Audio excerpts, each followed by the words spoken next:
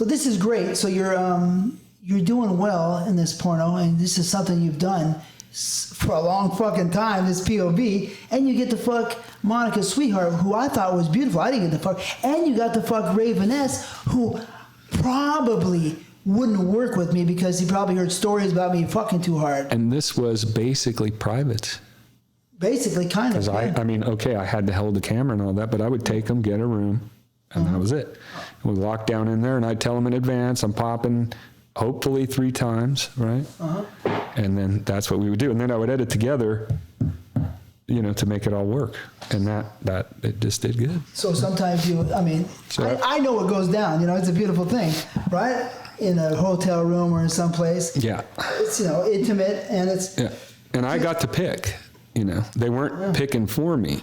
So I got to pick, which was another very fortunate, spoiled, you know, so I got this little create my own world opportunity, and it just worked perfect, you know. And I was picking the girls, so it was like pretty much a no-brainer. But that day when Monica's sweetheart pulls up and those guys are like, I'm thinking to myself, man, am I going to feel like a queer if I screw this up, right? Just like, can you imagine, you know, wait, you took Monica's sweetheart to a hotel room by yourself and you fucked the scene up, you know? It'd be like, I just have to go home and just disappear or something, right? Tell me, list off some of the girls that come to your head that you worked with so I can understand. Give me 5 to 10 that come to the top of your head that work for your POV movies. Well, let's see. Ravenous, Brie Olson. Brie Olson. I wanted to work with her too. And she looked incredible. She was great. She was fucking great. I'm a pussy connoisseur. So the quality of pussy, me and Lex were talking about the quality of pussy, right? On the last show. So what was that quality of pussy like? Super cheese balls fucking heavy. I mean, it's like, I remember on multiple occasions and with Brie Olson, because once again, I gotta fucking look at my favorite parts and shoot the whole time. I just remember sticking my dick in and thinking, oh, I'm fucking fucked. Like, how am I supposed to pull this off? Like, I feel like I'm gonna pop and I'm through one half stroke. Like, it's just like, uh-oh, you know, and I'd be doing shit like I'd have the camera and I'd be like fucking yanking on my balls or hitting myself or trying anything. Let me give you an example. Sorry, let me give you an example of Mark Wallace. Hitting himself. When you feel that at the start, it's like, I don't know if that you have that problem, but a teeny bit, but not really. But have you ever? Oh yeah. You know, where you're just like numerous times, and I've popped maybe on a professional set, maybe 5 pops, no, 4, maybe 3 or 4 times, maybe only once on a professional set, maybe twice, probably just once, maybe twice, yeah. And you know, but I can always go. There's ones like, well, I did a scene with Amy Reed at her peak, pretty much. Mm-hmm. This was classic. I took her to the Marriott down in the Marina. Mayor Villagroso, what was the dude at the time? He was having a press conference in the lobby. I don't know what it was about. It was just happened to be that day. And I come walking in. I got my little lights, and Amy Reed's walking in front of me. And I see the mayor get her an eye shot, fucked them all up. He screwed up his breath. He was like... looking at her. Yeah. So he's a dog. He was... Classic. That dude was just... sideswiped by Amy Reed walking through the lobby, you know. I mean, he's married, so he pulled it together. But I was looking at him, looking at her. She was fantastic because I got along with her real good, and I just remember her saying, "Anything you need, whatever it is, Mike, I'm here to do it." She seemed real cool, right? She was very cool with me. Yeah. Some people didn't like her, whatever, but we got her first at Red Light. And I just always got along with her. I got along with everybody. You know, I wasn't there to creep people out or be an asshole or anything. So her and I were friends. That went good. I remember this chick named Sable Sims. Now she's off everybody's radar. She did very few scenes. She was like half white, half Cambodian or something. Sounds unbelievable. And her pussy was like the size of a fucking dime. It was tiny, tiny thing. And that was another one of those Mission Impossible situations where it was like, you're just like, what the fuck? How is this going to work, right? But I feel very fortunate to have had... Any other girls before you go on? Well, I was just going to say, you know, it's hard. Like, if you show me the stuff, you might know this too. It's like, it's hard. A lot of it's hard to remember, you know? It's just like a blur. I got a very good memory. But for some of them, right. Because I did thousands of scenes, but I remember a lot of the girls. I remember that I didn't get to fuck Raven S. I remember that I didn't get to fuck Brie Olson. There's one that Everhard used to always be crazy about that I banged. I wish I could remember who that was. I remember every time I bring it up, he's like, I never got to work with her. Somebody, I can't remember. I worked with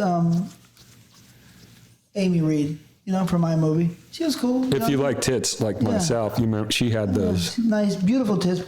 She had nice hair. Layla Starr. Nice skin. Remember Layla Starr? She was around, penthouse-y type, unbelievable. Was she a blonde? I know you worked with her because I saw the scene. A blonde? No, she was brunette. She was a little Latin chick. Oh, yeah. I smashed her in smithereens. You did. I saw. Yeah, right. Yeah, she was really nice. Real cool, yeah. She was great. She was Puerto Rican. I'm pretty sure. I just remember. I'm Puerto Rican, so I'm pretty sure she was Puerto Rican. Yeah. But she was beautiful tits, cute face. Yeah. Very small. Yeah. Easy to, Yeah.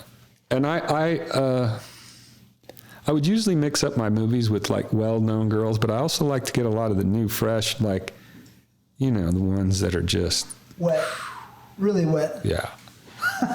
Yeah. And then we'd go to Europe a lot. I worked, did a bunch over there. So who had the best pussy of those girls? I would have to go with like a Brie Olson probably. Big, fat, beautiful, right? Yeah. And then every part of her though too, her ass, her tits, her face, her attitude. Yeah. I mean, she could just convince you that was the best day of her life, and she was there she understood the game. The chicks that understand are the ones that don't go, how long is this going to take? And they understand the male mind. And they know if they just behave and make that couple of hours like they don't want to be anywhere else, it's going to go faster. It's going to be easier. And so even if their mind is on whatever it is after the scene, the smart ones know what the deal is. And the other, the ones that are like, makeup and how long and blah, blah, blah. And you're like, all right. And more. And we'll still get this done, sweetheart. But you just fucking, you made the workday a lot more difficult than it needed to be. We want the shot here. All of a sudden you got girls that are directing your movie for you. Anyways, but Brie Olson to me looked like fucking great. And you say she was, so she was one of the great ones. But Raven S looked like she had nice fat pussy. It must have been nice too. Oh, it was fantastic. There was this chick, Tiffany, she went by, and she was all in the news because she was a school teacher. This happened a few years back. She came and decided to do porno. She didn't do a lot. She was unbelievable. Wow. And she was a school teacher. It ended up, she lost her job. It all came out. It was in the news, and they made a big stink of it. And they even contacted me to use like one of those TMZ or one of those type of places to use like an intro I shot. I wouldn't let them have it, of course, because I'm not trying to fuck with anybody. But in this intro, it was for my no cum dodging, which that was my swallowing line when I went to red light. She's about to blow like 7 guys, right? And I'm like, what are you doing? Because got along with her too. And I just got to go, what are you doing? You're a teacher. This is, this is a disaster for you. She goes, why would you do this? Yeah. And she's like, I don't know. I just want to do it or whatever, The porn gods got her? Yeah. And she had one of those pussies like, oh my God. I had to do, because, I had to do 2 scenes there. I booked her for the same movie twice because it was like, wait a minute. After all, why are we here? Right? That deserves repeating. And I used to have a one-time rule in my mind because I felt it was unproductive to work with the same girl. Yeah. So I would always have this one-time rule. And it also kept me fresh because if I saw too much or knew too much, that might throw me off a little. I'd like to just, get it done. So I might shoot a girl for another line before I work with her just to check it out, or maybe not. But sometimes if I already shot her 10 times or 5 times or whatever, it just changed my head, Imagine working with the same girl 50 times that you were never into. Right. I did that with one girl, and then I had a lot of girls that were 40. I had a whole bunch that were 30.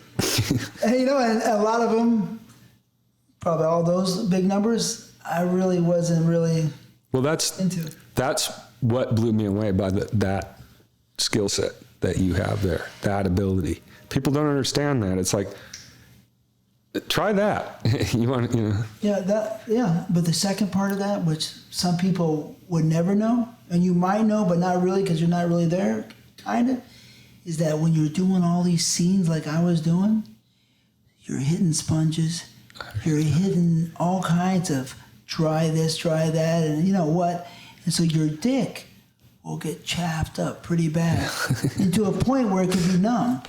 And how are you going to get your dick hard when you're numb and you're fourth or fifth scene a day for 25 days in a row? and keep your head wanting to be there. Yeah, and then here's, like I was saying earlier, when people will come sideways, all the haters, staring down at your scene, right, when you're on big sets.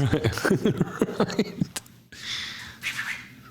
You see them out of the corner of your eye, you're like, I'll get you later. But anyways, so yeah, but I can focus real well. But so this is fun. You're having a good time with these POVs, but basically you're an anabolic. You talk Greg into doing the POV line, right? Yeah. And so then there's a shift. There's a shift here. My boy Dion helps create a shift, right? Yeah. He starts Red Light District, right? Yeah. And he sees that, I'm guessing he sees that Anabolic and Diabolic, right, are companies that did very well, right? And they're, popular, well-known companies. They do well. So why not do something like that as good or something like that, right? Yeah. And so what happens exactly Well, for you to leave Anabolic? what happened was Vince had already left, and how that happened, I don't remember anymore. I don't remember there being any bad thing between them. I think Vince wanted ownership, and Dion offered ownership, and that's a smart. What are you going to do? Where do you get that opportunity? Nobody's given him that opportunity. Nobody's given anybody that opportunity. Only two Stag was doing Stag and Devils, but Devils. But he wasn't given most people that opportunity to have that opportunity. Right. And Devils isn't just, so there was now a fresh new opportunity, and Vince took it, and they did very, very well. At the same time at Anabolic, we were all really close group of guys. John Doe, Lex, myself, Everhard. We worked together. I shot camera. Like when John Doe came back after a bit of a break when he was the Vivid contract guy and everything, and he went away and he came back. When he came back, they sent me to get him resharpened up with camera work, and I would do his, help him get fired up again. And that just blew me away. I'm like, here I am helping John Doe shoot. It was just mind blowing to me. Cool guy. Oh, great. Interesting person. Yeah, solid dude, man. But, good performer too. Oh yeah. So then there was a meeting, and usually once a year they would raise your budget at Anabolic, or maybe this was actually the first time they were going to do it, and so they brought us upstairs and they upped it $1,000 from 20 to 21. From 20 to 21, and Lex was already of the mindset. He was smarter than the rest of us. He already knew you needed to own, and he was already moving in that direction. And he would use terms like glass ceiling. There's a glass ceiling here. I can see through it, but I can't get through it. So unless you guys are willing to get the glass ceiling out of the way, I'm going to leave. So Lex went first out of our group of guys that were all the Anabolic guys, right? And then we all kind of got a little thrown off by that offer of $1,000 extra because they were killing it, right? Just killing it. Anabolic was killing it. Killing it. They were making money like crazy. What were, if you don't mind, maybe you do know, maybe you don't know, but what was the pieces going out at? I think they were going out at they were the top rate at the time. I think it was like $13, $14 or something like that. Besides Tagliano. Yeah. But the number of pieces. Oh, the number? I remember Greg saying, and who knows if he was being straight about it, because one of the reasons it fell apart is because when we understood how well our movies were doing and what we were getting paid, they had a kind of we're a family. I'm a very loyal guy. And so the way I grew up, like I described in my neighborhood, it was very much like if you say something and you don't back it up, by the end of the day, you're going to be hearing about it. You're either going to get smacked by somebody or something's going to happen. People are going to hold you to your word, and they're going to hold you to, to what you're saying. So if you're my friend and we're rolling like that and we're doing stuff like we were doing, that to me, it's more than business, right? And they recognize that and maybe took a little advantage of it. I see it. Now, after all these years, I don't hold anything against anybody, and I'm actually very grateful for what they did for me. So I do regret some of the things that went down there, right? I think probably everybody does. But nonetheless, when they offered that raise and we knew what the reality was, that offended everybody. Because it was like, nobody walks into a porno store and asks for a movie financed by Chris Alexander. They want to see a movie with Lexington Steele in it. They might want to see a Mike John movie because of my reputation as a director. The fans know performers, and the real super guys might know directors, because they're there for the girls, they know the guys, and then if somebody shoots well enough, long enough, you can get recognized for that, even if you're not in front of the camera. So we know that what we're doing is what people are coming to the show for. So that got a little insulting. And at that time, they could kind of tell that we were kind of almost unionized, for lack of a better term. And Teamsters now. Yeah, kind of thing. And so they singled out Chet and just kind of tried to fire him. And we had already, I don't remember the details of what it was. I think they think Chet was getting in our heads, or John Doe, excuse me. He's such a good friend of mine. I always use his name, but they kind of looked at him as he was behind us getting rebellious or like getting ideas in our head that the grass was greener. And so they fired Chet, and immediately when they fired Chet, the rest of us all had made a pact that we would stick together. If one goes, everybody goes. Oh, really? Yeah, and so that's exactly what we did. When they fired Chet, we all just walked right out. That was it, and we weren't turning back. And we were all going to stick together because we knew that we could make the porno that we were making. All we needed was each other as shooters, performers, and everything. We were the band, so to speak, and so we intended to stay together. And that's what we did,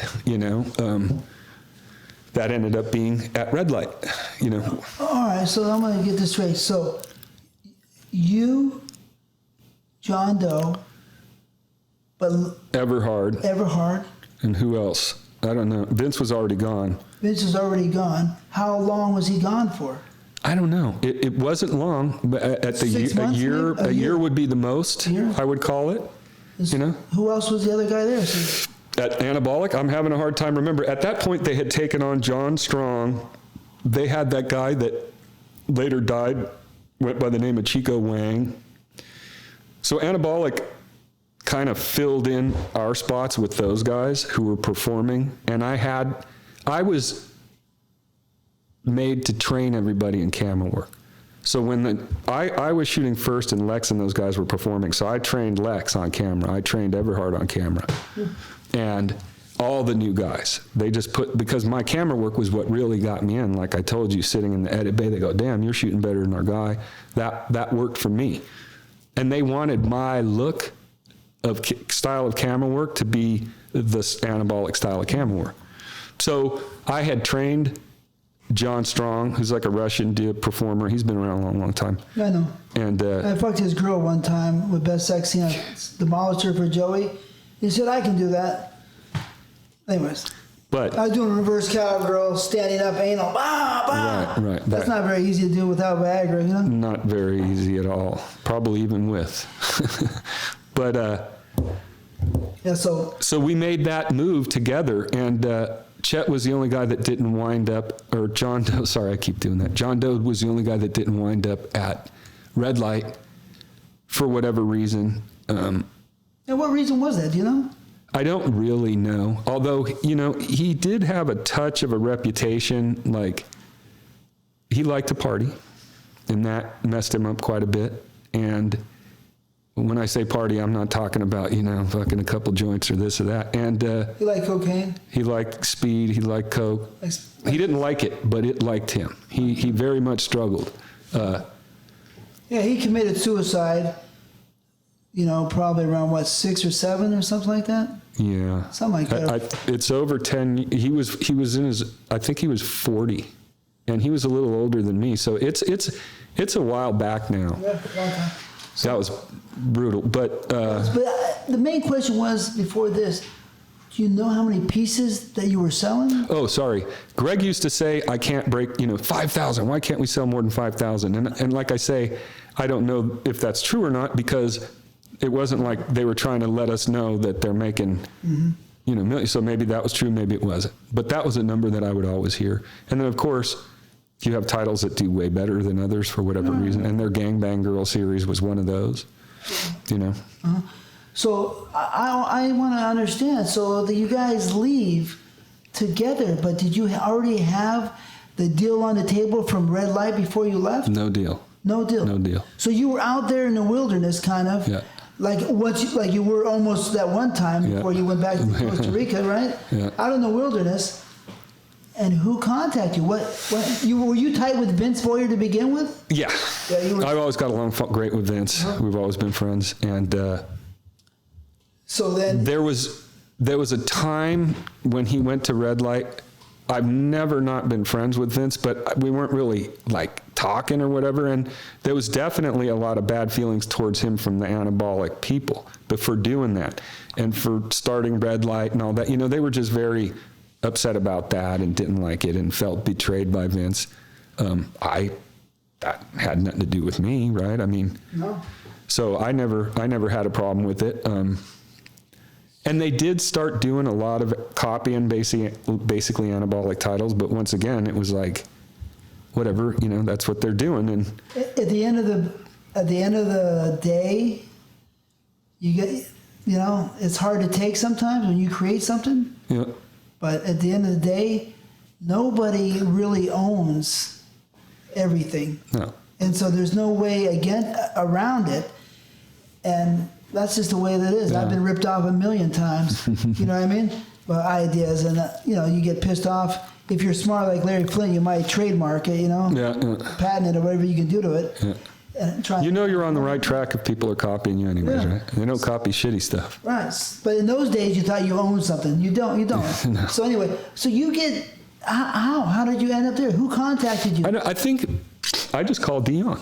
You called him, you knew him? No, I didn't. I'd never known Dion. Oh, None of those guys. And I called him up, and Dion's like, come out. When can you meet? Right away. I said, okay, right now. We went to lunch. He didn't know my real name, I don't think. And he just handed me a check. He's like, well, how much do you need? I can't remember what it was, but it was like 30, 40,000, something like that. He just cut me a check. Wow. Just like that. Boom. He was like, I'm serious. Here, come to the office. Boom.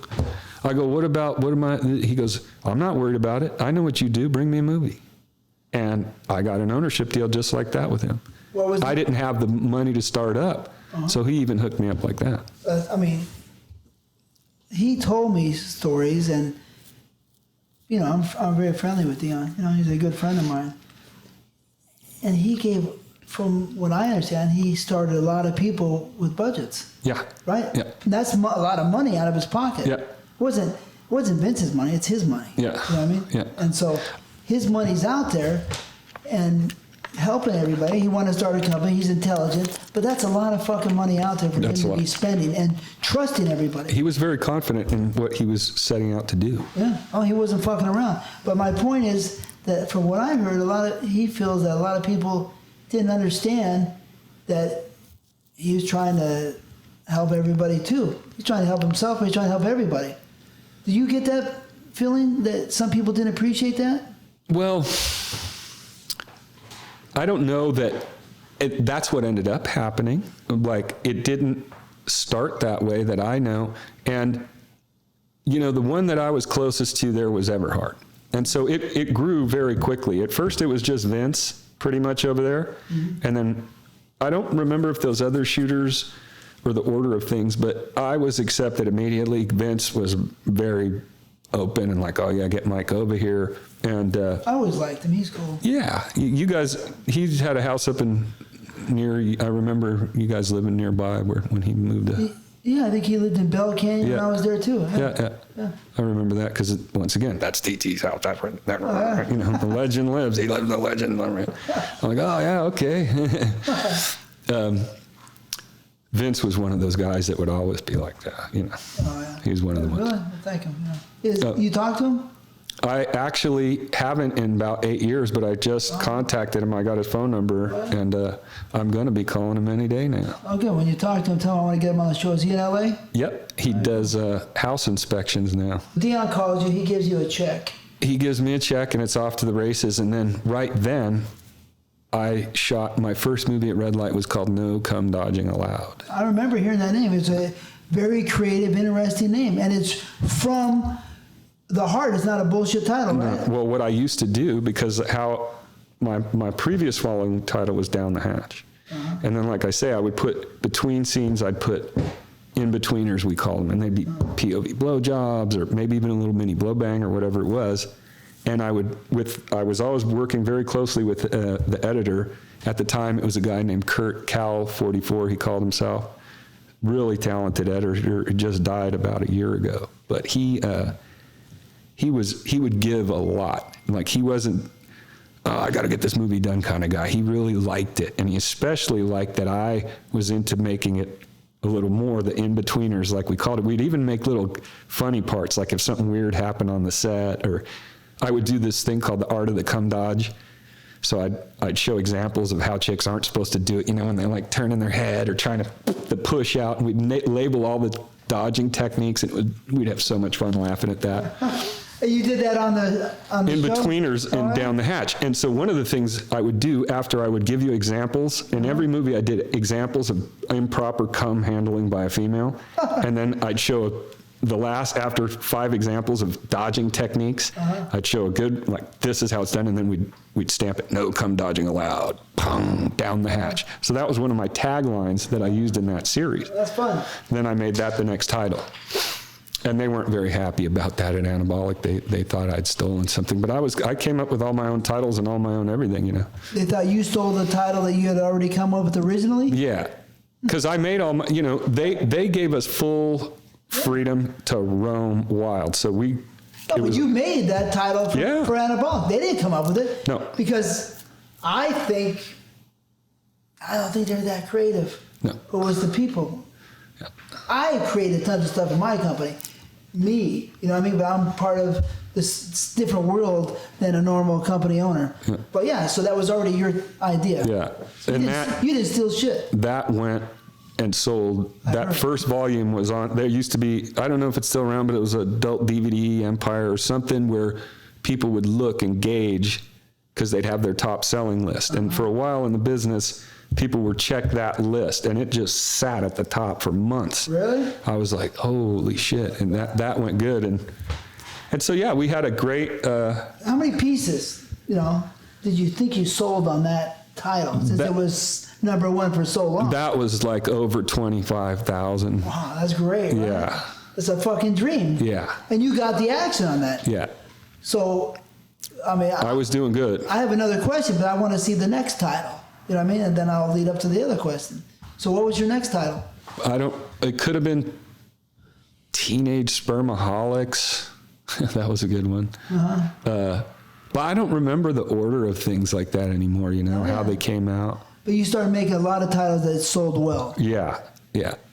And so then 6 months, let's say 8 months, 10 months after this opportunity, are you putting out 1 movie a month or 2 movies?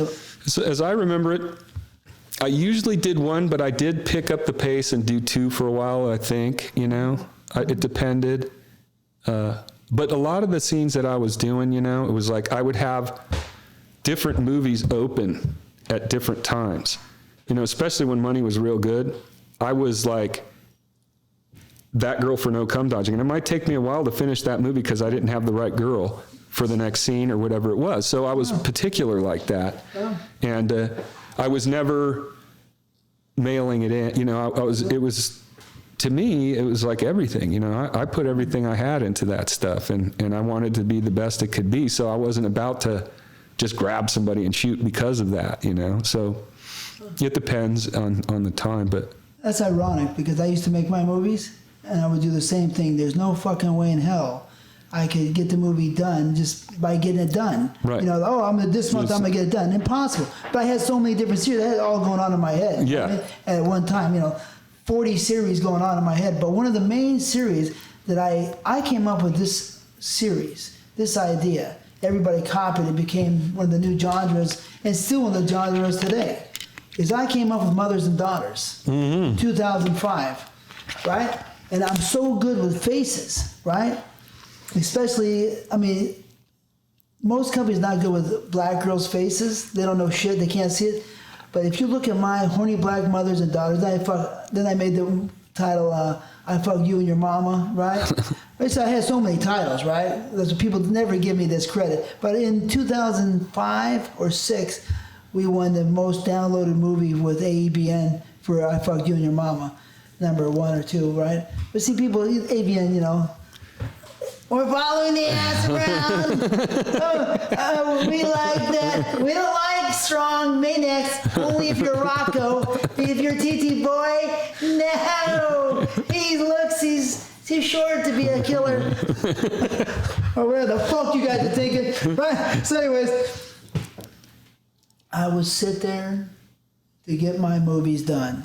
I wanted to get them done, but sometimes it would take me 4 or 5 months. Yep. To finish one of those series, because I would make those girls match, you know, mother and daughter match so well, but 100 times better than any of the cheap shit or even high quality shit you've seen on TV or film. My mothers and daughters look fucking legitimate and organic. And that's not easy. No, it takes fucking forever. Yeah. You know? I had one I called Cream of the Crop, and I was just waiting for the hottest of hot. I only made one of them because it took me so long. I'd fucking be like, sometimes a year would go by. I'm like, okay, there she is. I got that scene stacked. Yeah. So this is a beautiful time because you have finally reached almost like a pinnacle. I'm guessing this is similar to a pinnacle, but you can let me know later. But I know the numbers, I know the timing, so I'm guessing this is the pinnacle. The checks. You know, you're selling these pieces. Dion is a masterful salesman. He works hard. He don't fuck around. So what were 25,000 pieces. You're getting most of that action. So I think we had 75-25 was the cut there. Right. And that's a great deal because Stagliano was often 30-70 or 35-70, 65, you know? Yeah. So, I mean, that's great money. You know, and that's what I think a lot of people forgot, you know. But anyways, any way you slice it, he made a lot of people a lot of money. Yeah. So that's really what it boils down to. What were the checks? The checks, look like? I mean, I remember getting, you know, one time I remember I got like 100 and some, you know, grand for shooting. I felt like I shot 6 scenes that month. You know? Well, you probably did. Like, I was just like, holy shit, I'm getting paid better than the brain surgeon for basically doing POV. Some of the times when I just did POV, I was like, I just got paid like 10 grand to fuck that girl. Right. But if you think about it, right, it's like, wait a minute. Because this movie's going to sell. The POVs are great because all you do is paying the girl. Yeah. I'm thinking to myself, how did I weaseled my way into getting paid this much for doing this? It was, you just feel, it's so fantastic. It's unreal. It's like, to me, I always thought, look, I'm getting paid to live because I got to do exactly what I wanted, which is what I was already doing, really. I mean, I just picked up the pace. We were partying, we're getting girls, trying to shoot, doing all this stuff, being wild. Yeah. And somebody came along, got me out of a room and said, hey, how about if we pay you to just keep doing that? But use these fancy cameras. You're going to have to record it. We're going to need a little paperwork. But other than that, you get to do whatever you want. Pick the girls. I mean, come on. So maybe it was 150 maybe, right? Could have been. So imagine that, people. You get to fuck the prettiest girls, some of the prettiest girls in the world, because they are pretty. Beautiful. Monica Sweet, tall, a European, Czech, or Hungarian. Beautiful. Great attitude. Everything. Beautiful blonde hair. Beautiful, beautiful girl. Amy Reed, perfect tits. Brie Olson, just one of those cheerleaders, blonde cheerleaders you see at the college football game or high school. Knows male psychology like you wouldn't believe. Just knows how to, how to manipulate you. Just get you in the zone. And you get these girls and you're getting paid $150,000 a month, basically, right? To fuck them. On a good one. Yeah. And a good month. But it's just even 20,000, even 5,000. Yeah. Any of the checks. Because sometimes, whatever, like, especially when you're building your catalog, like, that takes a while. Yeah. So if you only have 12 movies on the street, you're not getting those kinds of checks, right? You're getting, it's a continuing thing. So sometimes, and like, I'm not saying this like a complaint, but sometimes you might get a 20, 30, well, 20, no, but 30, 40. Yeah. But you're making, you got your next movie, you're moving forward, And a lot of people at Red Light were making a lot of money, right? Yeah. And then they at one point, there was so many of us, they had Sean, myself, Everhard, Brandon, Manuel Ferrara, Vince, Tim Von Swine. I'm missing a lot, I know, because there was did you ever go to the building there, the office? Of course, yeah. Yeah, so they had that long hall with all those offices on the sides. Parker, Jake Malone. When Dion bought that building, I went over there next to the Winnetka Theater, Pacific Theaters, on Prairie, right? When I went there, I said, "Whoa, look at this building! Yeah, this building is great, right? It's so big." And he's already new construction, so he, put it together pretty quick. I was like, wow. I was in a little shack around the corner, like a 1,000-foot garage in my little distribution, you know what I mean? Yeah. 1,500 square foot, whatever. Were you near there? Oh, I was at DeSoto and next to VCA, if you know where VCA is. Yeah, I remember. Right, so I was like on the other side, but in a little garage down the alleyway, you know what I mean? Just doing my own distribution, just grinding, you know what I mean? I did everything myself, all the sales, all the stuff. I would work 20 hours a day, You don't need a lot of sleep? Yeah, well, I would fall through windows sometimes because, you're delusional, you know what I mean? But I'm putting in probably 130 hours a week or whatever. I'm putting in some crew, right?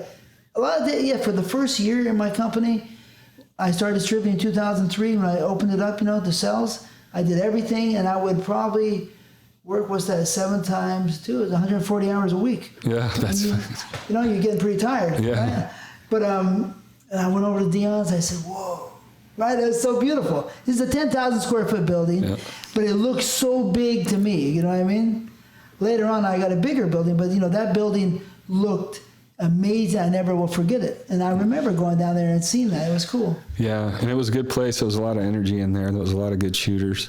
All the girls coming by. Yeah, the go-sees. Yeah, that reminds me, speaking of girls, Haley Page, she died, but Haley Page. She was a girl that was around for, she went pretty far. Haley Page. Yeah. What did she look like? Blonde, big lips, sweetheart. But she ended up dying with that Wanker Wang guy, not at the same time, but it was kind of under suspicious circumstances, or drug overdose or whatever. But she showed up one day, and it's like everybody's crowding around her, and somebody asks her, those, for whatever reason, she just liked me, and so somebody goes, "Will you swallow?" And I'm standing in the back, and she goes, "I will with him."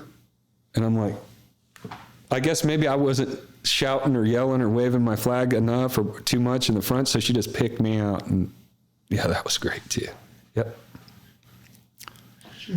Yeah, she was. She had grown up in Mexico, so she spoke Spanish. Yeah, she's cute. She was great. She was around a long time.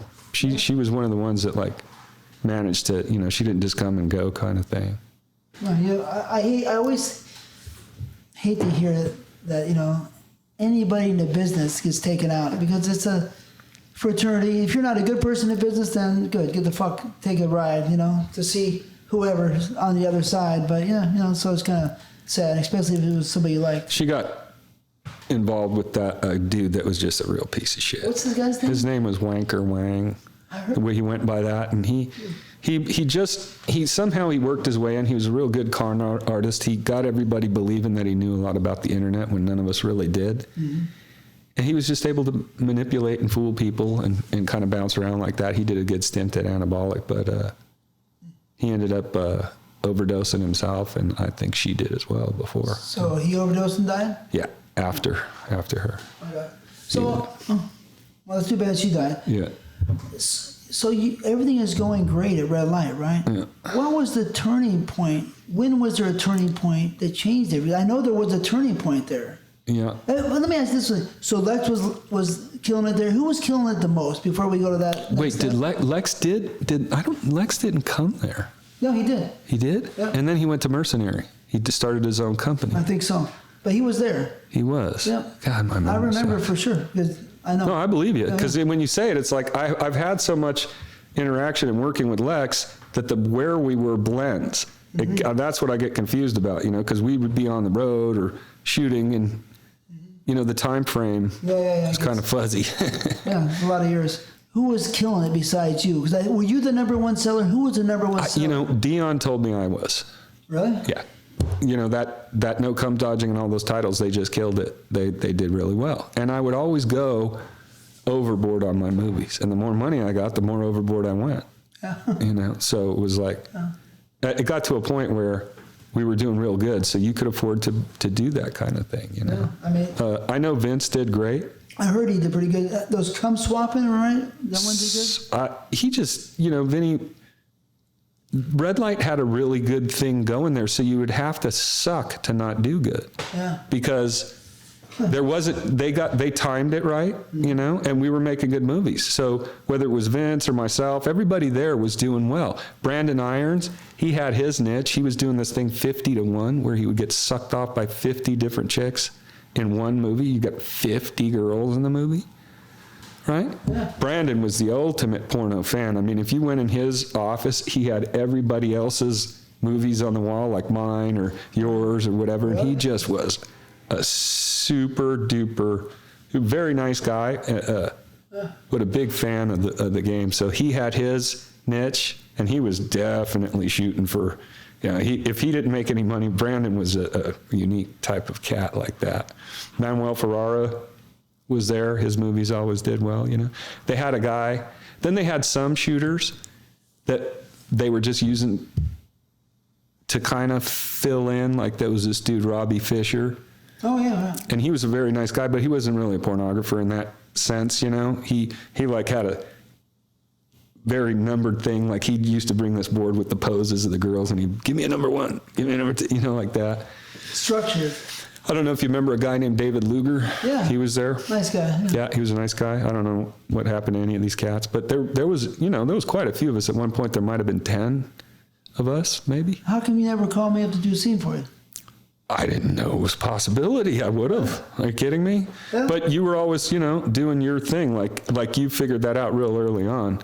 Seems like with those 20-hour work days, you might not have had the time anyways, right? Oh, I mean, I did quit. I was fully done by 2001 for anybody. So, yeah. So maybe that was the time you probably went over to Red Light about 2000 or 2000? Right around there. I don't know how long. I know that Jules Jordan started distributing my movies in 2005. Yeah, so what was the breaking? So you number one, maybe Vince number two in the cells, you think? Yeah. That's arguable. Everhard was there. He did real good too, because he did this one called Outnumbered, which was a reverse gangbang where we would go over to Europe. I shot it for I did the camera, and him and like whoever he'd pick, like a Robert Rosenberg or one of those good Euro guys, would take on like 15, sometimes 20. I think one time he did 25 girls. Sounds like fun, Yeah.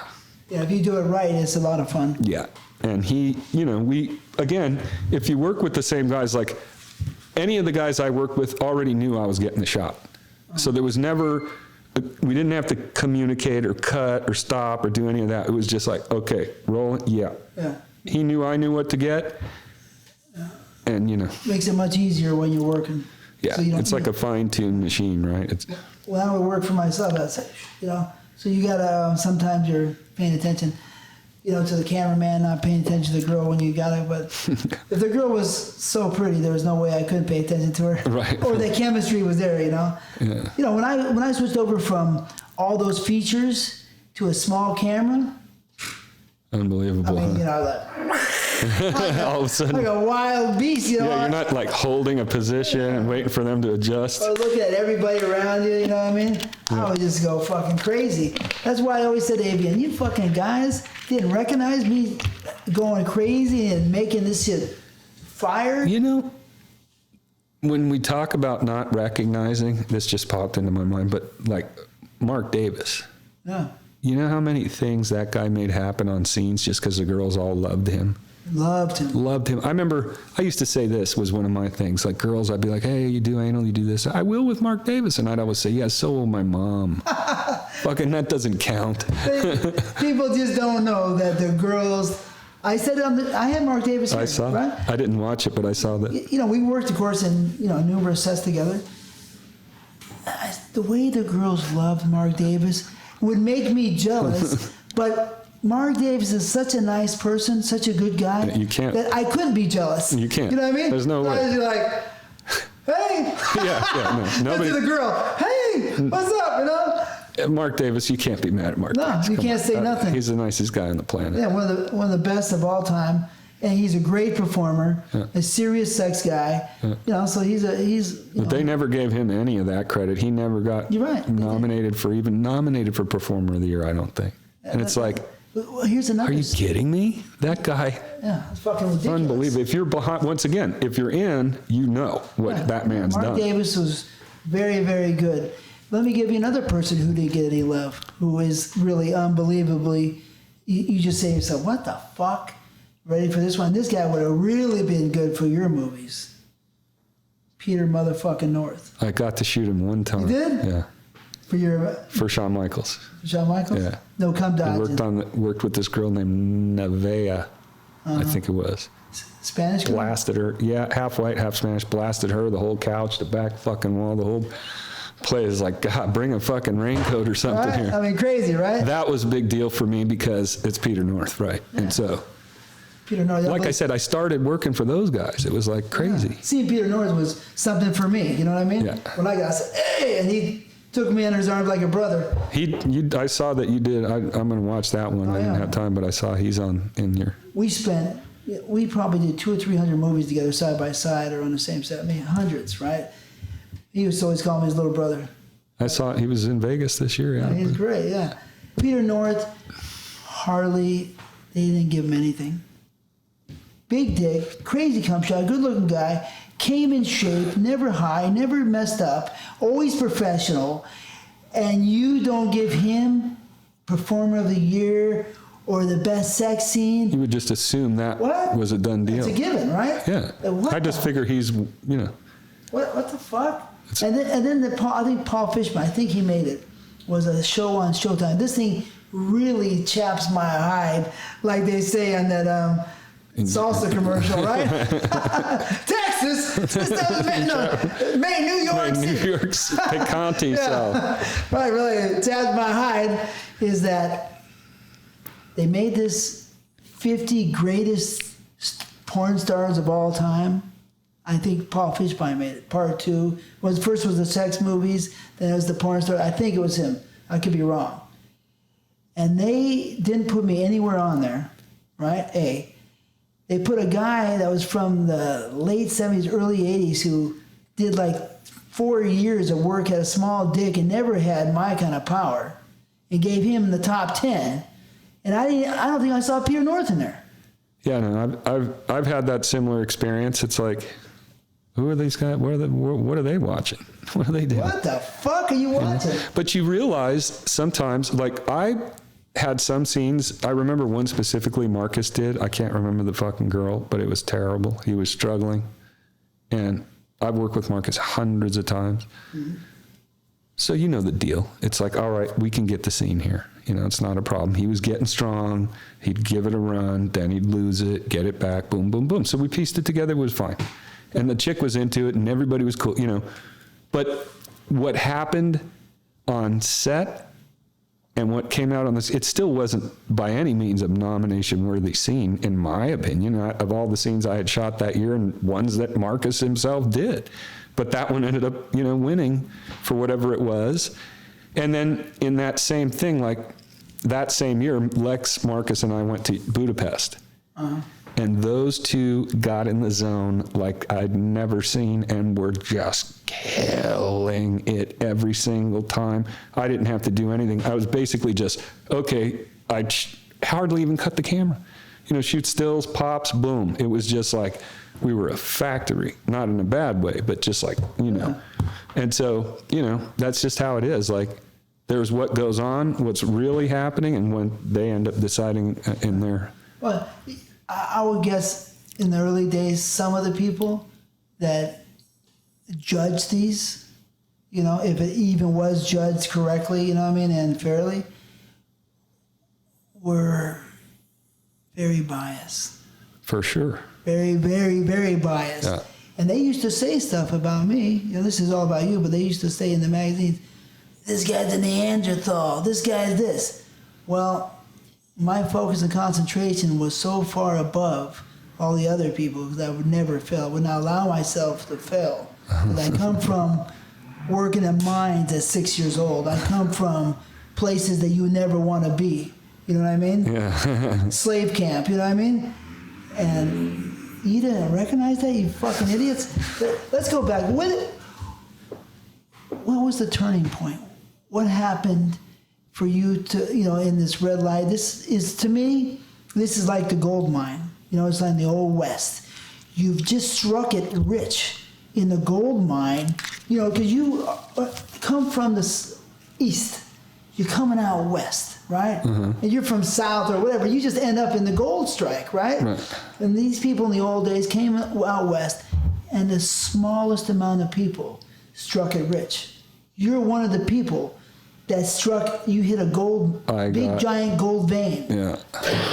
Not everybody lands with that gold mine, that gold vein. Right. You hit it. 25,000 pieces. You get a $150,000 check for 6 scenes. That is fucking a beautiful thing. Yeah, beautiful thing. People only dream of this. And you're getting to fuck Monica Sweetheart and Brie Olson. So many of these pretty girls, right? Yeah. What changed? Well, there was a videotape that came out in the warehouse, and it was a videotape of a bunch of pieces being moved from the warehouse to a separate location, right? And Vince had that videotape. He put a camera in the warehouse because he got suspicious, and that's what was happening. So there was, I don't know. I don't want to talk about it too much, but the videotape turned everybody off? Well, it brought up some concerns about some practices that might be taking place. And who was doing what and how it was doing, it came to be that, there was some skimming. Mm-hmm. And that skimming, I guess, got a little more out of hand as time went on. And so things were so good that nobody was really paying attention to their paperwork or their reports or anything like that about the numbers. Mm-hmm. And all of a sudden, if you started looking at the numbers, it was like, wait a minute, that number doesn't even add up, literally. If you take this one and add it to that one, it's not that number, right? So Vince uncovered some shenanigans. Mm-hmm. At a fairly deep level, and that set off a general collapse, because then people started asking questions about numbers and pieces and money and all this other stuff, and there was a situation that unfolded there. Right. And so that resulted in legal problems and stuff, and at first it started with Vince, and he won a big thing. I guess it was against, I think when it fell apart, Dion and David, I can't remember how it went, but they're brothers. And somebody got socked, if I remember right. Yep. Am I remembering right? Something like that. And so Dion was out of the company at that point, and David was running the show. And between him and this controller, Miles, whatever went on there in that situation was shady. And so people caught wind of it. That was shady. Yeah. Really? So something like it was shadier than it was shady. Well, people were being stolen from. After Dion left. Well, the videotape that came out had, I don't. No, man, no, I don't want any names. I don't want any names. I don't even want too deep on that. Let's just say that it didn't work out. But after Dion left, it still was ugly. It became uglier. Yeah, because enough had happened, whether it was ongoing or however it was, that people found out that they were being stolen from. So basically, after Dion, for sure after Dion, these two people, Miles or David and or both, you're saying weren't adding up, and that. Yeah, it wasn't adding up. Wow. Yeah. And it was actually quite a bit, And like I say, Vince, I was much less, like you had talked about the math. I was kind of just happy with the situation, I'm getting money, I'm doing what I want to do, nobody's bothering me. Mm-hmm. Like nobody's, I'm free to do what I want to do. Yeah. Vince is much more a businessman, mm-hmm. right? And so, he recognized those things, brought it to everybody's attention, and then it became a situation where you couldn't not address it. And so there was a series of lawsuits, everybody won. And that was the end of that, that ended it. And so then everybody was gone after that? Everybody was gone. It collapsed because somebody was making decisions that were short-sighted. Like that could have went on forever, it was a great thing, and somebody took a stack and moved it, forklift and kind of thing. At nighttime, it's like, wait a minute, okay, that's not deniable, So then you moved on. I mean, it's kind of like, it's like life is a fucking trip, right? Yeah. No matter which way you slice it, you never know what the fuck is going to happen tomorrow. Especially in that business, the changes would be radical and unimaginable almost that same day. Yeah. I'd be like, now I'm doing this, just like. Yeah, I mean, it's like, that's what I did my own shit. I don't know, I got lucky or I worked pretty hard. You must have recognized it and been smart. And I'm a pretty true person, so maybe the gods, I don't know. I mean, I've had a lot of ups and downs. Probably didn't hurt being in the mines, like you said, at 6 years old. Yeah, probably. But now your gold mine has what they call, the vein will disappear. Yeah. Right? It just, sometimes because the earth shifts, right? Geology, Yeah. And the vein, through these millions of years or whatever, the minerals, how they grow in the ground, Yeah. Each mineral or, you have aluminum, iron, all these minerals will come together and make something. Yeah. You know what I mean? So it moves. And the vein is sometimes totally gone or down 10,000 feet because the earth has moved over millions of years. So now your mine, your gold strike it seems like, is fucked. I was never afraid of taking chances, so to speak, But right at that time, it was once again. But that one was out of my hands. Yeah. Like, it wasn't like Anabolic where we made a group, it was nothing like that. It was just a situation that arose. Now we're at this position and nobody can move forward. So there was, like I said, again, copyright lawsuits and all this other shit that went on. It sucked. And that's a long time ago. Now I look at all of those experiences as part of it. Like, I'm not mad at anybody or, tripping like that. But at that same time, Jules Jordan had reached a point at Evil Angel where he was ready to start a company. And him and I have always had a relationship. We'd always talk, and I just always knew him, and mutual respect kind of thing. And then he called me up one day, and he's like, hey, So you were not doing anything? No, but it wasn't long, or I don't remember, once again, that overlap or how it happened. You had money saved a lot of money saved or no? Yeah, you know, we were investing out of the country in some properties at the time too, but yeah, money was moving around, and in the business in general at that time, and my reputation was such that I could show up at places and people would give me budgets, and I never had to do that. But like Dion, he didn't know me. He hands me this check. Boom, that was on my reputation for the movies that I was making. He didn't know me, so that's what it was. And then I did really well at Red Light with the titles I came up with and the series that I shot, to where, you know, like I say, with Jules, there was always a mutual respect. He always liked my stuff. And then he was going to start a company. That's what was on his mind that year at AVN. After he'd released Jenna Hayes' Dark Side, he was going to announce the beginning of his company. That was his last movie to release at Evil. And he asked me, he's like, "You want to do this? You know, I'm going to do a company. I'd like you to come on board." And I was like, "Let's do it." Because once again, I was at that turning point. And that dude's extremely motivated. You know, he's still doing really good. He made it through all of the tube site years, everything, and he's still, you know, killing it. So, of course, I was going to go with him on that one, and I signed right up, and, you know, he started distributing my movies, ownership deal once again. He just mimicked Evil exactly. Same deal, same idea, same everything. And at first, you know, he just had myself, then he brought on Everhard. Everhard was at Evil, but at the time they weren't allowing anal cream pies, which was a big deal to Everhard because of the stag having HIV, and he just had a certain feeling about that. So Everhard left Evil, came over to Jules. Then Jules hired Alexander DeVoe, and there was the four of us, Jules, Everhard, myself, and DeVoe for a long time.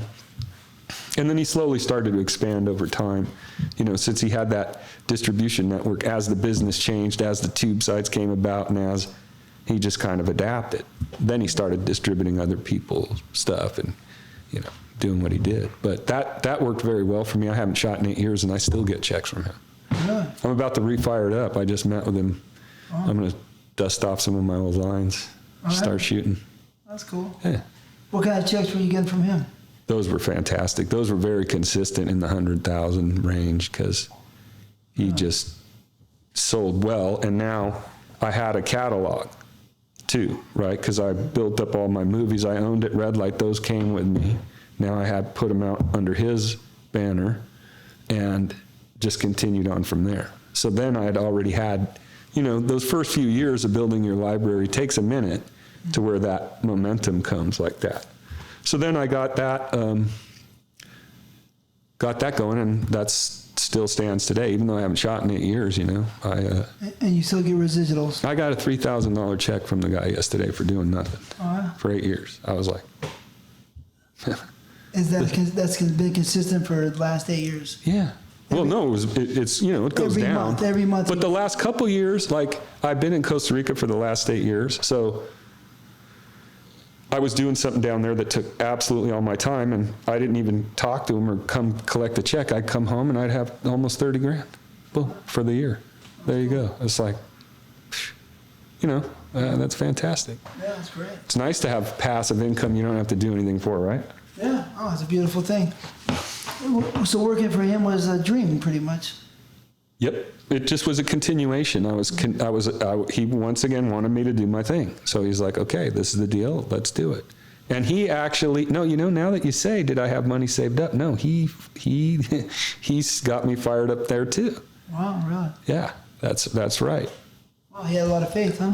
Yep. Well, you already proven, so. Yeah, you know, I'm not going anywhere. I've got, like I said, you know, I already had the reputation, and he knew me. So I'm not going to all of a sudden not deliver. That's pretty much the only real job I've really ever had. You know, I haven't had, like, I didn't work in a department store. I didn't go to college. I'm not trained to carpenter. I don't fix cars, you know. I just, you know, slid right into that kind of thing. Yeah, it seemed like, you know, things worked out. The universe opened up a door. Yeah. Let you in, you know. Yeah. Do you, how many titles do you own?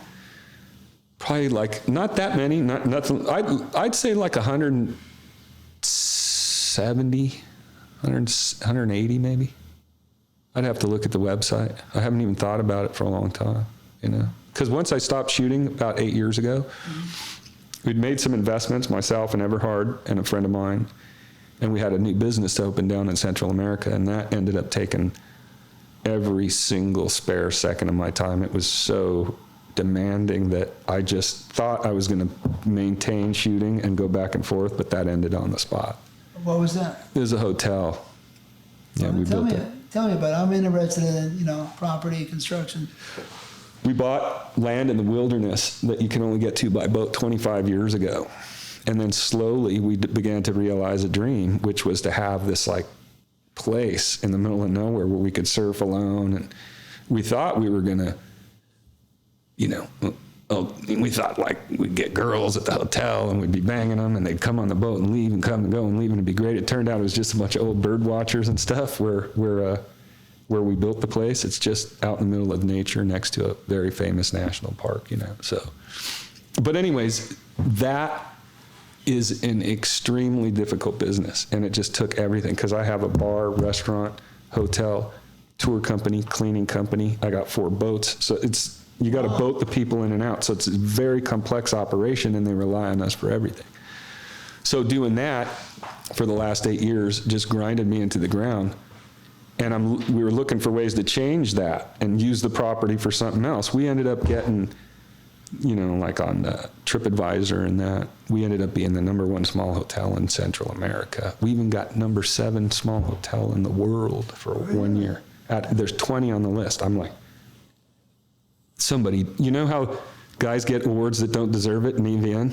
I got that in travel. Wow. We got this. So it worked really, really well for us. And, but I don't enjoy it in the sense of how demanding it is. Imagine I wake up at 5 in the morning and I'm dealing with my customers right there. I'm never away from it. I'm always in it there. So it's very stressful. So then I came back and I just started missing shooting, And the other day I'm kind of skateboarding around thinking about it. And I hadn't talked to Lex in 8 years. I looked, there's a message from him. What are you doing? Just out of nowhere? Out of nowhere. I'm like, hey, man. And we just talking like we never stopped, We're just like, he's like a brother to me, It's like, so anyways, it just started firing me up again. And I called up Jules and I'm like, hey, I want to shoot again. He's like, come on out, Wow. So I'm going to do it for, just director's fees or whatever, but I'm happy to do that. I like doing it. And, I like the pace of it. I like being around it. It's in me. I've been shooting movies in my head for the last 8 years without shooting them. Nobody gets to see them. So I'm like, give me a camera, man. That was one of the questions I was going to ask you. Did you miss porno? Absolutely. Absolutely. I miss being around people that are self-motivated and self-driven. So it's like, I have employees, and it's like being a charger for a cell phone, right? So you plug into me, I fill you full of energy, and then I watch you putter off. Whereas if you and I sat down and started sharing ideas, you're going to go with it. I don't need to motivate somebody like you. You're motivated yourself. You're a self-driven individual. Look at what you've done. Look what you're doing right now. You get us something, you do it, you chase it. I like being around those kind of people. I like being around that kind of opportunity and energy. And in the business, the people that I dealt with, that's what I found. People that do more, want more, just have, because you don't come and make it in this because you're a lazy mope just sitting around like needing somebody to tell you what to do. No. This comes out of your head. Your thing came out of you. You made it something out of nothing. Everything you did, you made something out of nothing. That's what we do. So I like that. I like being around that kind of people and energy and just the whole thing, So did you make money? Did you sell the business? No, I still have it. We made money. Absolutely. We did pretty good. What do you make per year? Net. Couple, like about the same, $100,000, let's say. A month? No, the whole year. $100,000 the whole year? Yeah, like I could pay my bills. So I had to work a lot harder for a lot less money. And they'll put, pussy, but not really? None. None? Well, now I'm basically married. I have a girl and a kid, and I met her she came to the hotel, and we've been together like 8 years. And she's fantastic, and I got a little baby boy, but. Latin? No, she's from California. But she came down to visit the hotel, and we hit it off, and then she came and started working for us. And really? Yeah, this whole thing. You got a weird life there, because Sid just is put on your lap, and it's very strange. It seems like, right? It's like God just say, this is what we're going to do for you. Boom, boom. It seems, this seems a little supernatural. Very much so. Very much so. Yeah. And maybe some of your family, I don't know who they are, maybe you could tell me, were good people, or maybe when they passed, they stuck around, and maybe they watch over you and help. My dad died when I was in my mid-20s, late 20s, and he was a super duper cool cat, mellow guy. So maybe that is the case. Or maybe his father. Yeah. I don't know, I never knew any of them. His dad died when he was a kid in a farming accident. They were immigrants, and they came over from Denmark, and he hit his head falling off a tractor, and then my grandmother took my dad and them back to Denmark. So my dad's actually a U.S. citizen. He was born here but raised in Denmark and then immigrated back. Then they sent him straight to the Korean War, and he got blown up. So he had to had some injuries, but yeah. Yeah. Let's ask the question, like, how'd you get your name? Mike John. My name is Michael Michelson, which is a Danish thing. And so my middle name is John, so it just went Mike John. Oh, that's cool. That was it. And John, I'm kind of a John in the sense that I was like, cruising for hookers and strip bars and this and that and the other. So I was like, Mike John seems to fit. That was another part of it. You're part Danish and full Danish? I'm full Danish. Full Danish. Both my parents. I never paid attention to where Denmark was. Is it close to Sweden or Switzerland? So Germany's here, and Denmark's like the little nipple country that sticks out on top of Germany. It's a very small country. It's almost like a peninsula. So there's the North Sea on one side and the Bering Sea is it, on the other. And Sweden and Norway are up here like this. So there's ocean, Denmark sticking up. It's a tiny little place. There's only 5 million of them. The language is really strange. Like, I speak Danish. I don't know why. When I was a kid, my parents took me there and it just sunk in. So I haven't practiced in a long, long time, but I understand. So sometimes if I'm down, like Venice Beach, there's a lot of tourists, people be speaking Danish, and then I'll fuck Really? with them. Yeah. That's cool. Because nobody speaks Danish. It's a weird sounding language. I'm part Swedish. Oh, yeah? Very small amount, but I'm part Swedish. You ever been there? No. It's nice. Yeah, thinking about going. My great-great-great-grandfather was general in the Civil War, and he started the Baptist seminary in Stockholm, #1, and he used to take care of and go to probably Denmark, Norway, and supervise the whole little community, all the way even to England. You know what I mean? In those days, the latter 1800s. But anyway, so just curious about your nationality, because you're a little similar in my thoughts. You know what I mean? We think a little similar, so you never know the bloodline. You know what I mean? Yeah. We might even be related. You never know. We go back far enough. We all are, right? Probably, but I'm very, very Latin, mostly Latin. But So you're Puerto Rican, right? yeah, Puerto Rico, or you might say Spain to Puerto Rico. Who knows? It's Because the Swedish gals, they love going down there and getting the Spanish dudes, and they love the. Really? Oh yeah, I travel with my cousins. to Spain, you mean? Spain, Greece, any Latin countries, the Scandinavians. Mm-hmm. Now as things mix more, but people like different stuff. Like if you go to Costa Rica with blue eyes, you're killing it, right? You know that the Latin chick, blue eyes. Oh my god, and so Scandinavian women like Latin or darker skinned or brown eye guys or whatever that they don't encounter at home. So I go down to like Italy and they get a little crazy, right? Like, Yeah, probably. Yeah, I understand what you're saying.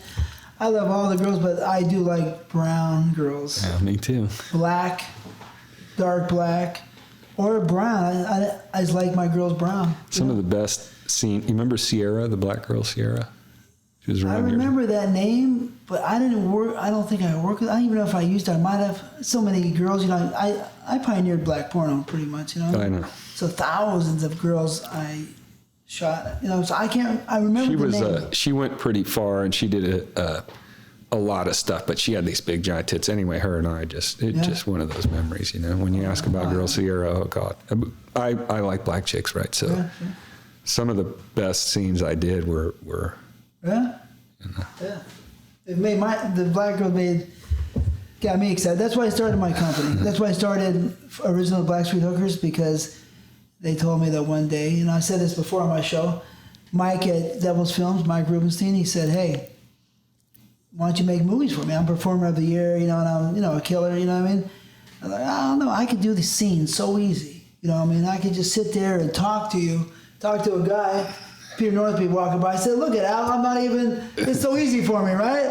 Like, he'd be, fuck you. No, he didn't really say that, but he's like, yeah. And so I was getting paid good money, and I would just be like, you know, I don't really need to make movies. So you never felt any stress or nerves or nothing getting in your head? You were just... Oh, yeah. But I mean, by certain times, I've been through so many war zones, you know, of performing in difficult situations. On a normal set, I was comfortable with, even with some people watching, was easy, because I was in such difficult situations before. I worked with Gerard Damiano. I worked with the guys in film way back when I was young, and the pressure, you know, and I made it, you know, but I was in situations so difficult that even on a normal set with somebody I knew, it was like nothing. Since I get to ask a question, could you tell me a difficult, like one that really sticks out as something that was extremely difficult? Well,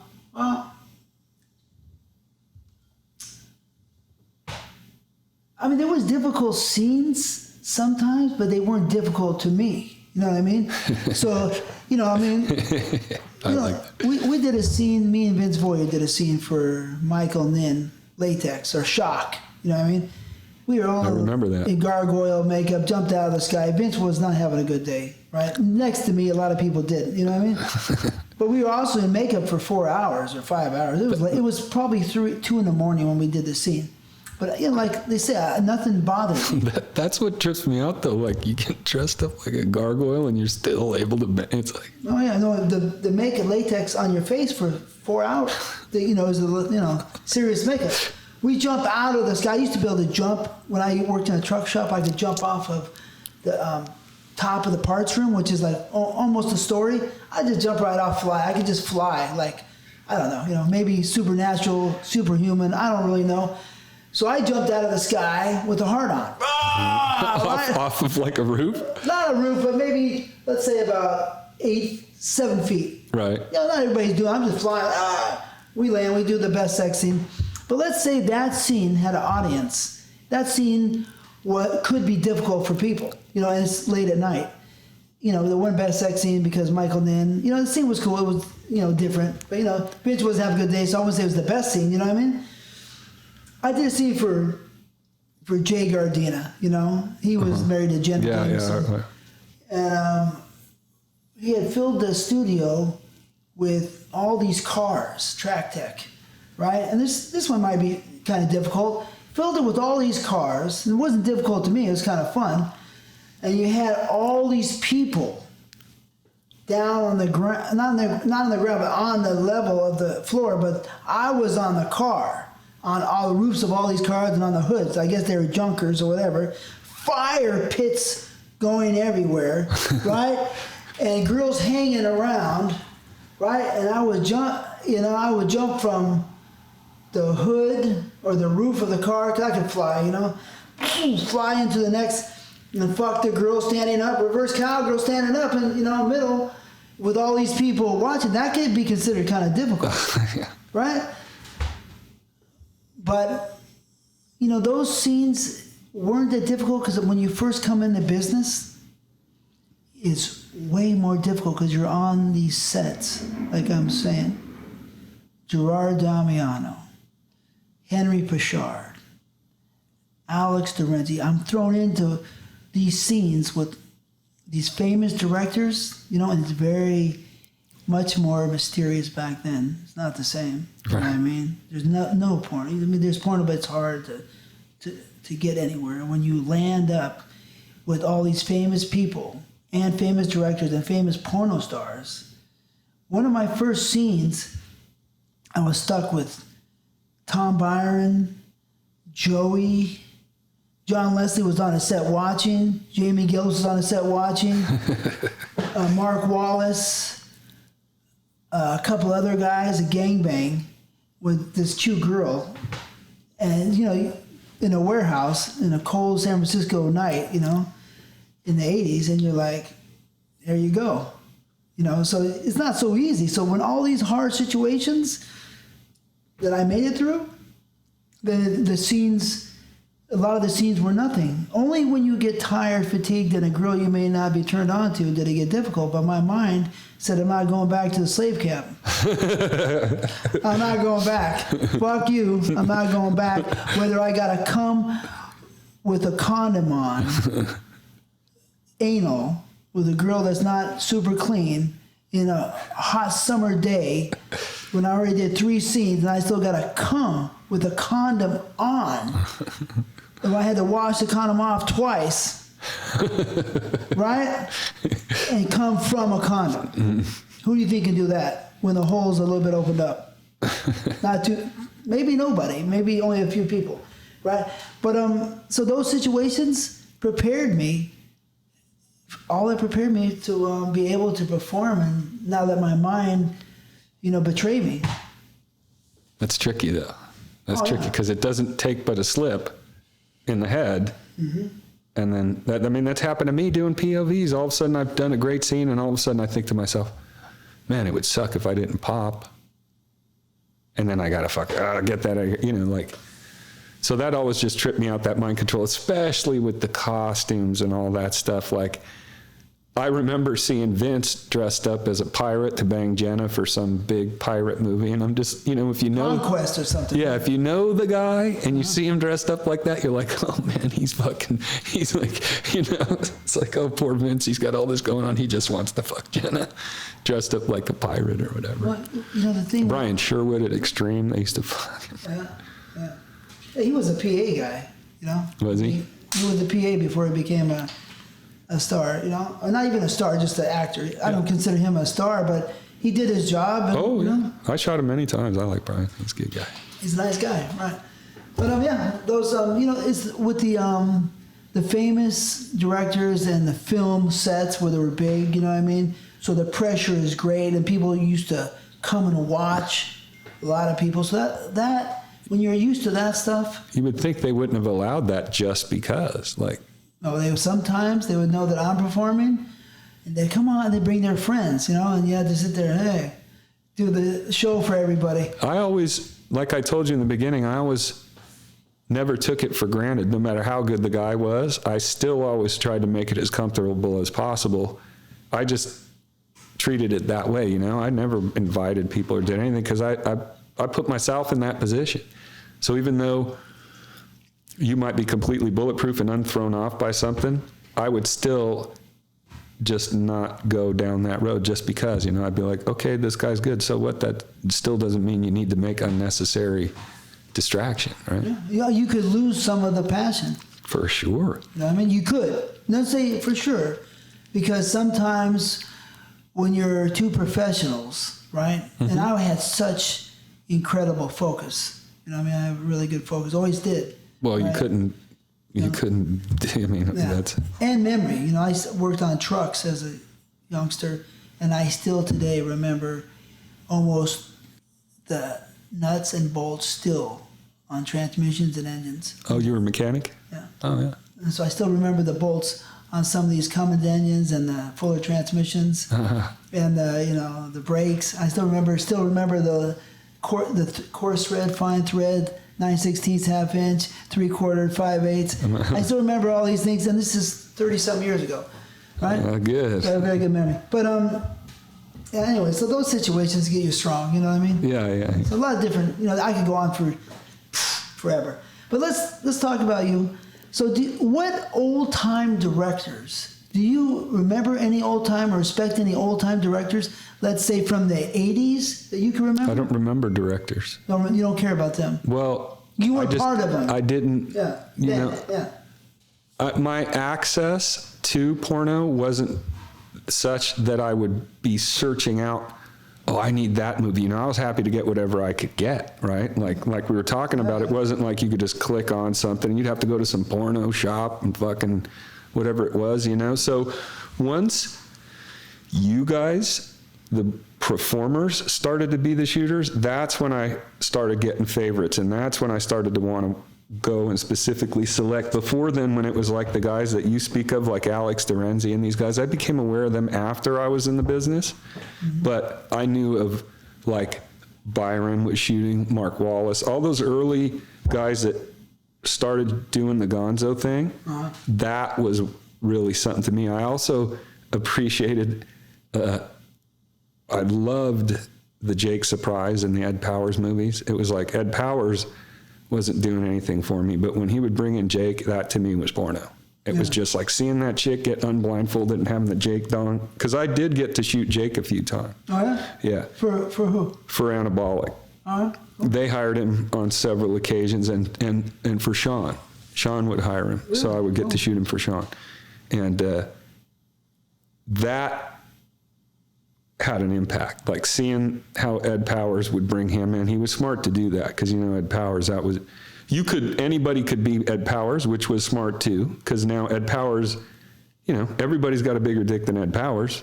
Everybody, you know, so that very non-threatening person. Right. So on camera. And that worked. Yeah. Right. But then he brought in Jake to make sure the job got done. And so many of those scenes, he would always blindfold, and it was just fantastic. Yeah.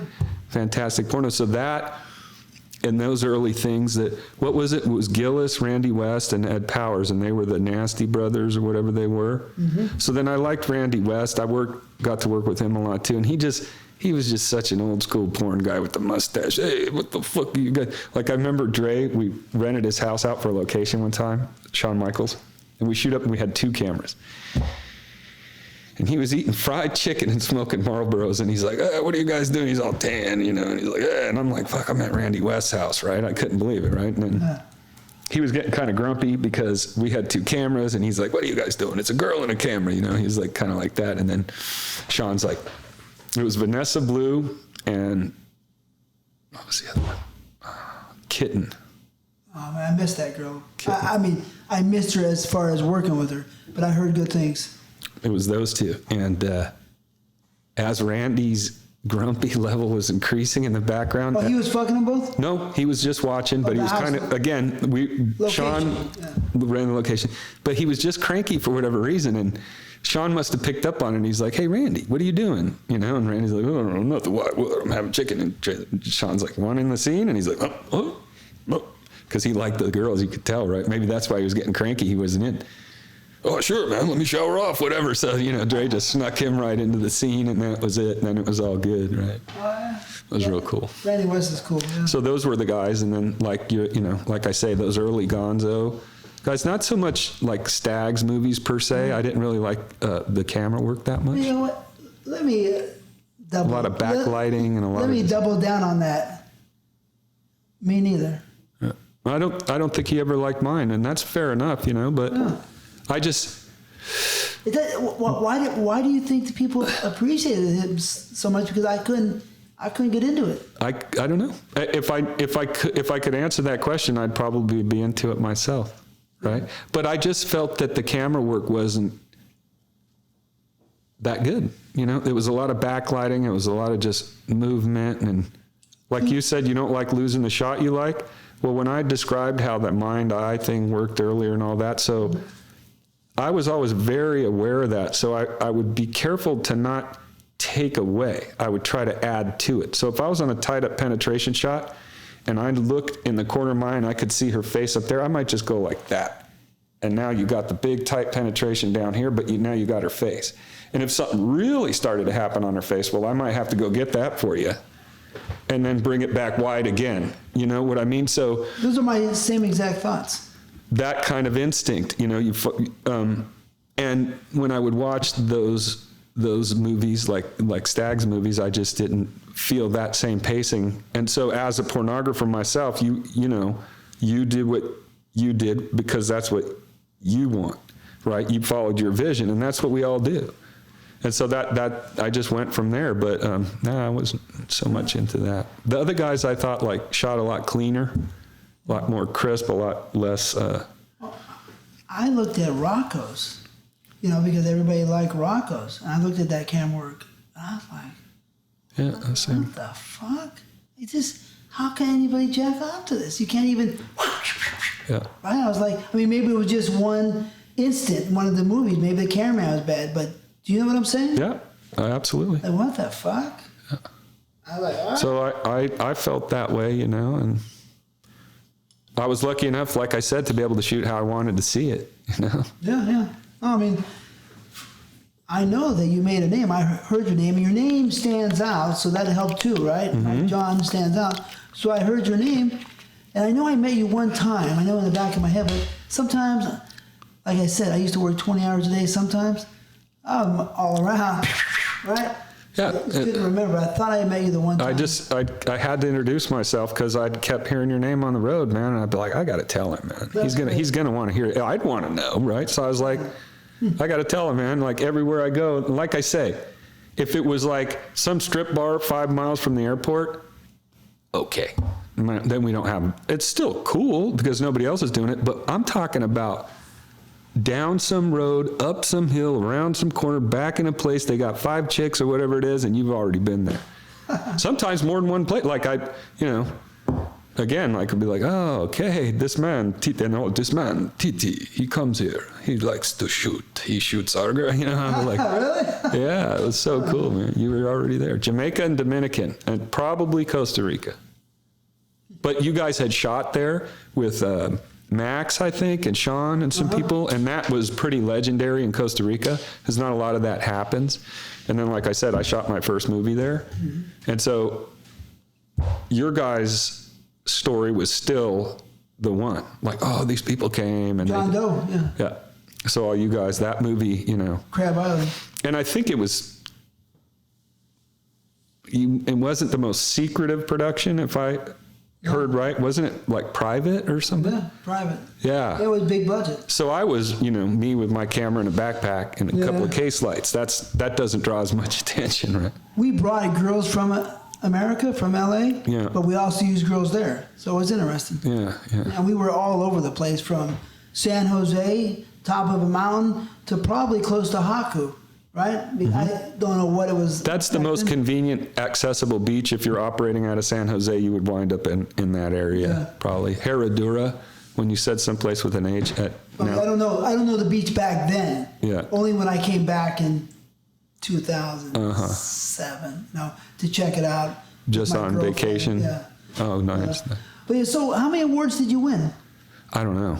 No? I did real well at XRCO for some reason, and AVN, I got a Hall of Fame one, and I got some Best Gonzo of the Year a couple of times and different ones, but Adam Film World too gave you some stuff? Oh yeah, lots of nice stuff there. Starting at Anabolic, those guys were extremely anti-AVN. They wouldn't go to the award show. They just seen AVN as completely a scam and unnecessary, and they felt that you bought your awards, which I believe could be relatively valid. And so they refused to participate.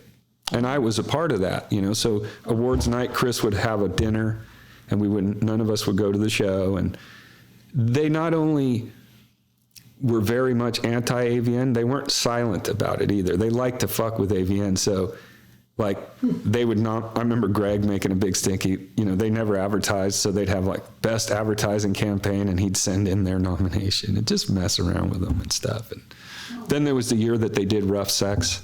They had a guy, Contusion, that was a real estate kind of guy, but he was he was always a big part of the gangbangs and kind of giving Chris ideas and stuff. He was just a real pervert.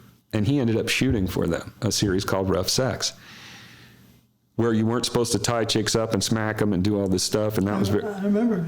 And that caused a huge stink. Larry Flint even got up on stage during the award show and talked about it. You guys are going to ruin their business. And he didn't say Anabolic, but this violent thing. And, Mark had a meeting out at Dog Bowls and everything. And I was super fucking freaked out because I thought it was going to bring the world down on us and it was all going to be over. So I think that kind of set my path too with them, as far as them giving me any kind of credit, really, because I had been a part of that Anabolic thing, and it's a pretty small business.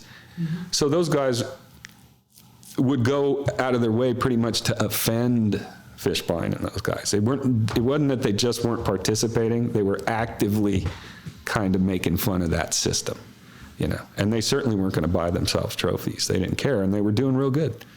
So it didn't matter. I have to commend them on that. Yeah, it was pretty cool, huh? Yeah, I can appreciate that. Yeah. You know, because you, as a performer and a movie maker, you want to be acknowledged. But, you know, if you're in it and you're making money and that's what you're in it for and you're doing good, then... You know, when Greg, who was pretty much the brains of the operation, he also didn't want the attention simply to draw the feds.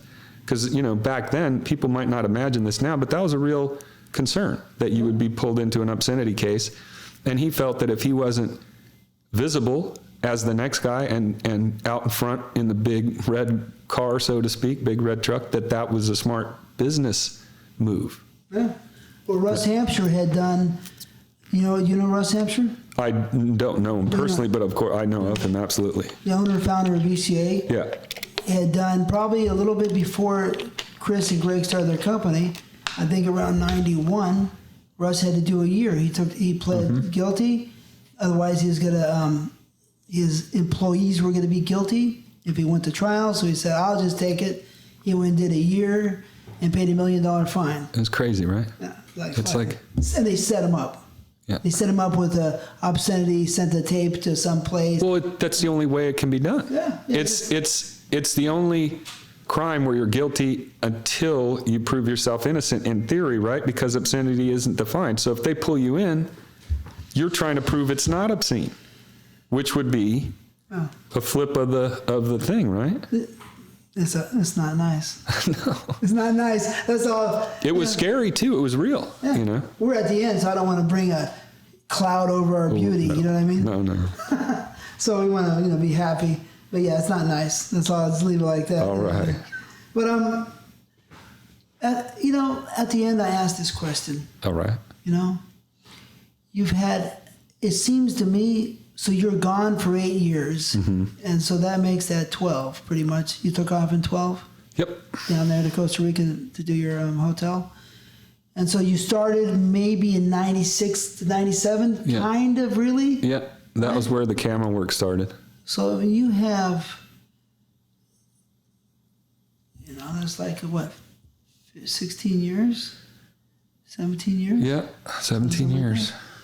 So in all that time and all your experiences, can you describe it in 2 words? Total blessing. I'm going to add on there, God sent. It seems like, it was just like, it's just so nice. Just like adore, it's like almost like the movies when you see them, how I see it, but I think I understand how you feel too. It's like you have, the clouds are dark, right? It wasn't dark and you're having a good time in your life, but the clouds are just like an idea.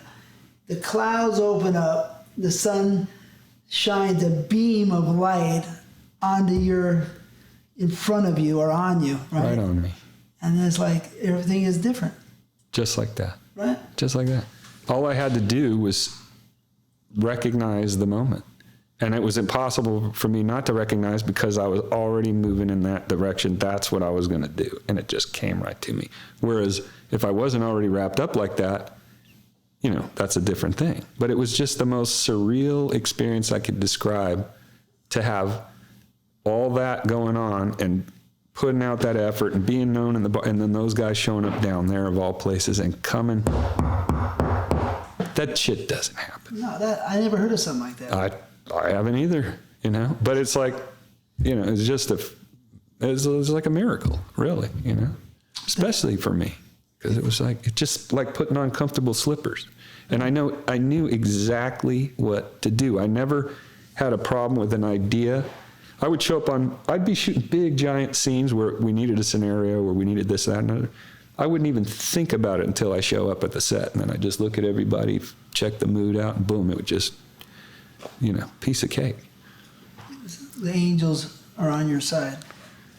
Well, you've been here quite a long time, and, you took your day and your time to come down here, and I appreciate it. I really appreciate being invited. It was cool when John told me, he's like, hey, well, you want to do TT's doing a podcast? I was like, do I want to do it? Man, I'd be honored. That'd be super cool.